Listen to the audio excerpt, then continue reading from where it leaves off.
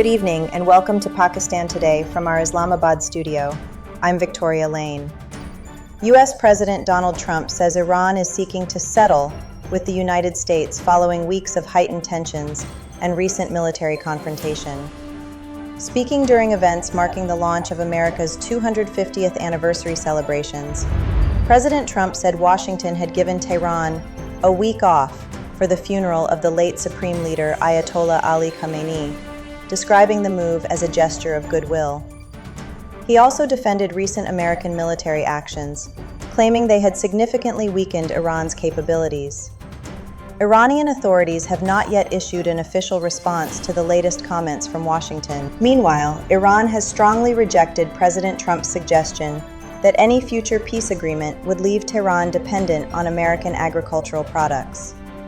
In an interview with CNBC, Trump said Iran would require U.S. supplies of corn, wheat, and soybeans from American farmers.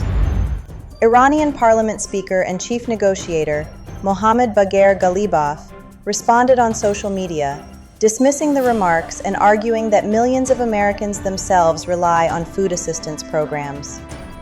The latest exchange reflects the continuing political and diplomatic tensions between Washington and Tehran. President Asif Ali Zardari has congratulated United States President Donald Trump and the American people on the completion of 250 years of U.S. independence.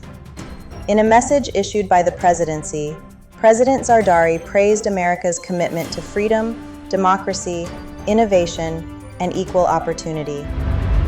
He reiterated Pakistan's desire to further strengthen bilateral relations based on mutual respect and shared interests, and extended an official invitation to President Trump to visit Pakistan.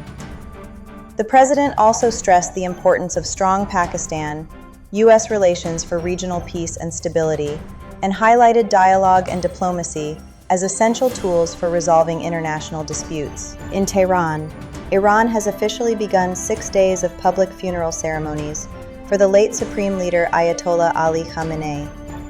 Large crowds gathered at the Grand Mosalla religious complex as mourners carrying red banners and chanting anti-American slogans welcomed the arrival of the coffin. Authorities reported that crowds had gathered outside metro stations before dawn to travel to the ceremony. More than 5,000 schools and up to 50,000 classrooms have been opened nationwide to accommodate pilgrims.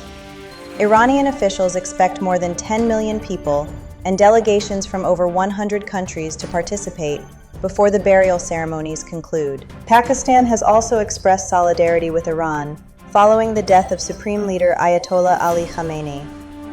Prime Minister Shehbaz Sharif traveled to Iran to attend the funeral ceremonies and conveyed condolences on behalf of Pakistan. In a statement posted on X, the Prime Minister said Pakistan stands with the Iranian government and people during this period of mourning, and paid tribute to Khamenei's leadership and influence in the region.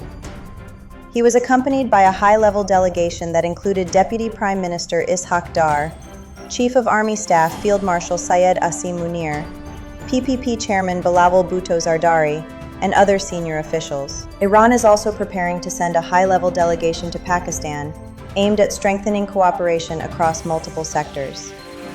The delegation, to be led by Interior Minister Eskandar Momeni, is expected to include senior officials from several major ministries and will focus on trade, agriculture, industry, transport, tourism, and foreign affairs. The announcement followed talks in Tehran between Iranian Interior Minister Eskandar Momeni and Pakistan's Interior Minister Mohsin Naqvi. Iran also confirmed arrangements to facilitate overland travel for Pakistani pilgrims traveling through Iran for this year's Arba'een commemorations in Iraq. And finally, in sport, defending champions Argentina survived a major upset scare to defeat World Cup debutants Cape Verde 3-2 after extra time and secure their place in the round of 16. Lionel Messi opened the scoring with his 20th FIFA World Cup goal and 7th of the tournament. But Cape Verde responded twice through Deroy Duarte and Sidney Lopez Cabral to keep the match level.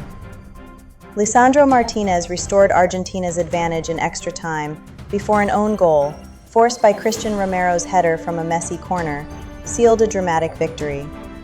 Argentina will now face Egypt in the next round of the competition. That's all for now. You're watching Pakistan Today. I'm Victoria Lane.